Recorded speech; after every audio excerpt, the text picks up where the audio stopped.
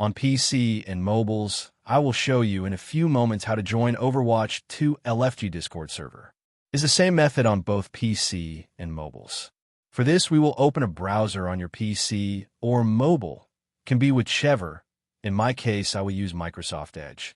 Now click on the URL bar and type this URL to be able to join this Discord server.